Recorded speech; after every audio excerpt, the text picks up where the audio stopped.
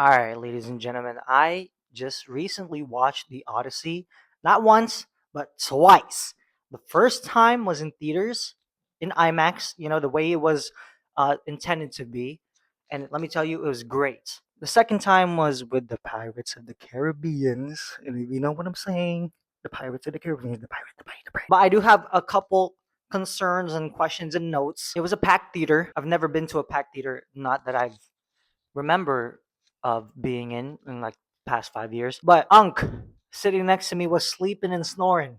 I'm tucked off in my seat trying to watch the freaking big screen. I'm eating my popcorn, eating my snacks, drinking my drink. All I see next to me,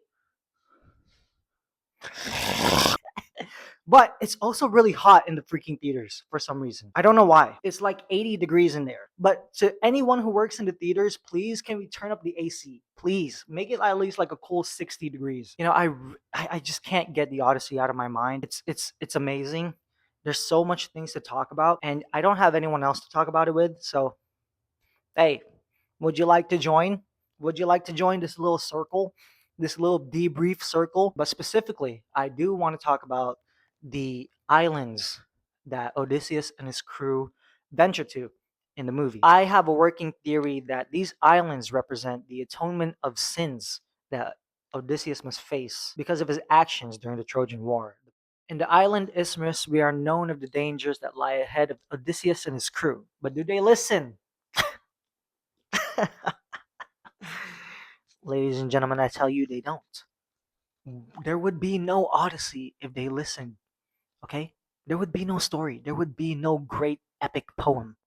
So we go ahead and set sail on the beautiful, vast ocean, and we head to the Cyclops' island. But unbeknownst to Odysseus and his crew, it was inhabited by the Cyclops named Polyphemus. And I like to think that this island reflects the infiltration of Troy. A land with many offerings, with its sheep and its cheese, and, the great treasures that lie beyond its gates.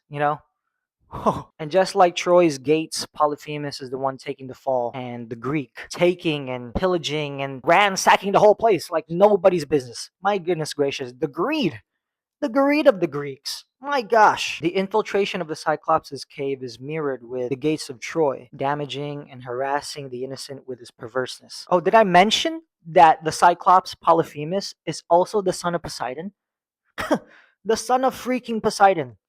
Talk about a freaking slap in the face. Or in this case, a stake in the eye.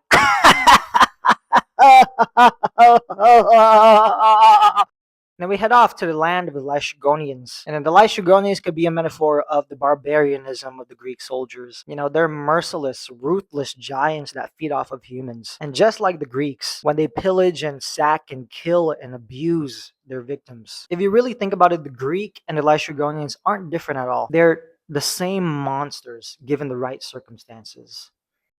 In Cersei's island, we are shown the biggest mirror ever, the biggest piece of reflection. Cersei's spell turns the men into pigs. And I like to note that when she turns the men back into humans, she says, turn back into your disguises. The disguises aren't the pigs, the disguises are the noble and honorable Greek soldiers that we've come to know, the great uh, achievements that they've brought up, because who they really are underneath the armor and all the nobility and all the praise and all the riches and status, they're just pigs. They really are just pigs. They indulge into their heart's content. They're disgusting, they're immoral, they just take and they mess everything up. Side note, side story, when you make fresh lechon, it's very hard to eliminate that pig because it's just running around. And it's very strong too. I don't know if you've seen it, but I saw it as a kid and it's just wow, really baffling the amount of effort it takes to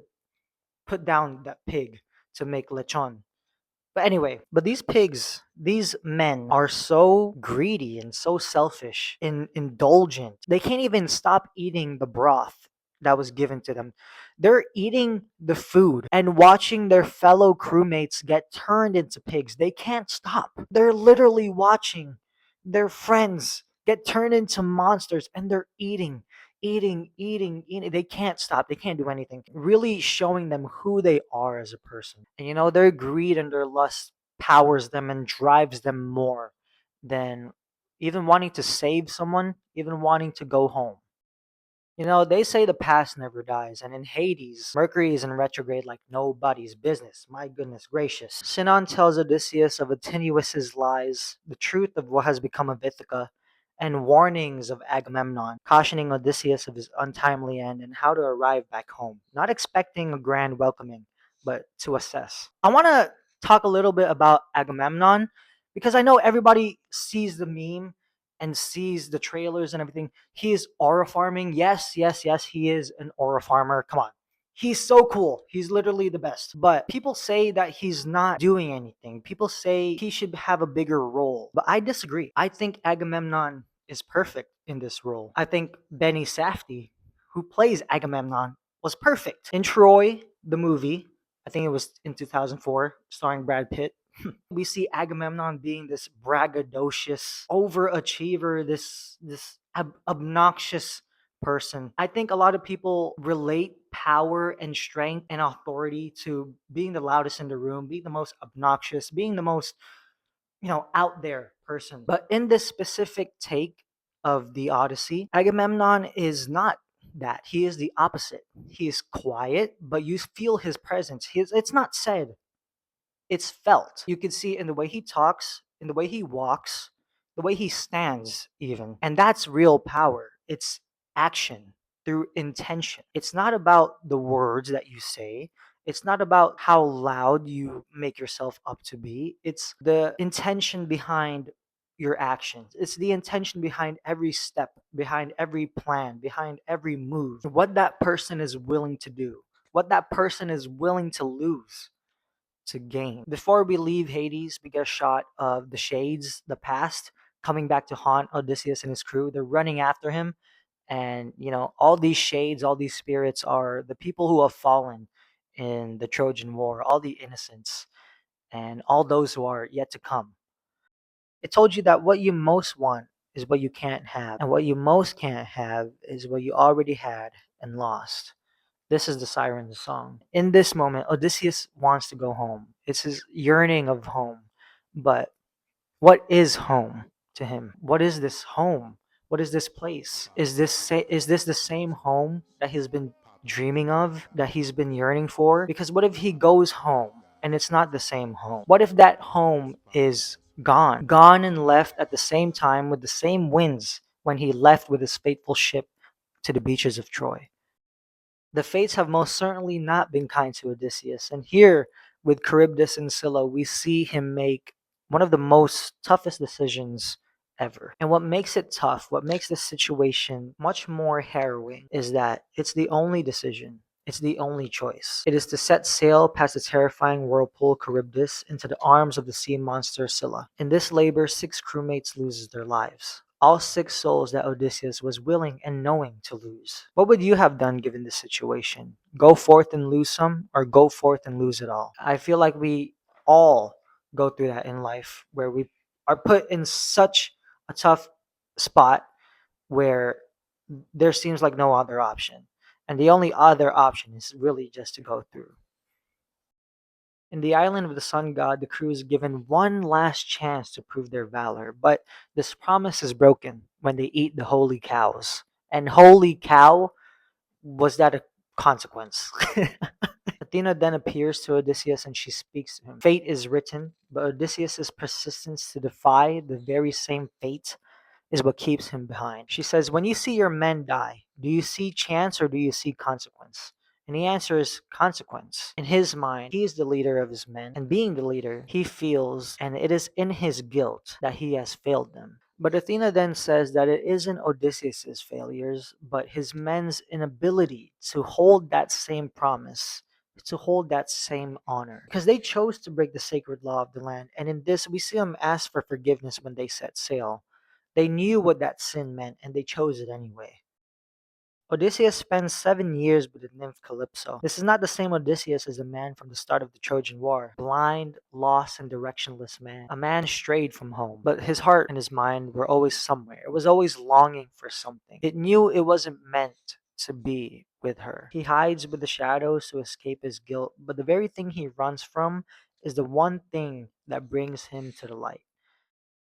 And Odysseus finally sets sail using the door that Rose used in the Titanic, and he surrenders. He lets Poseidon's waves rage and crash and carry him back to Ithaca. He lets the gods determine his fate. And at the gates of the kingdom lies the old and sickly, close to death, at the brink of death, hunting dog Argos. And nobody knows Odysseus is the beggar. The only creature that truly knew him, that truly recognized him at the start, was Argos, his dog. Argos looks at his master for the final time, takes his final breath, and he's finally laid to rest. And I think it's very interesting, the concept of when one returns, one leaves. It's this equal give and take that the universe puts in place where one must be willing to lose in order to receive. And with Ithaca's king coming back home, he loses not only his honor, but everything that he once thought of the man that he once was. It's gone. Home is gone. His freaking loyal dog is gone. Everybody in his house is trying to get at his wife, to get to his kingdom. Everything that he knows is gone. Everything that he comes back to, it has to be replaced. It has to be rebuilt. Then we get the freaking shot of Odysseus returning back into his freaking home, and all the suitors are in there. And then they said they're going to do the trial, and then they give him the freaking bow. And then when he gets the freaking bow, he's the only one to string it. Oh my gosh! Oh my gosh! Oh my freaking gosh! And he puts the law back in order. He puts the law.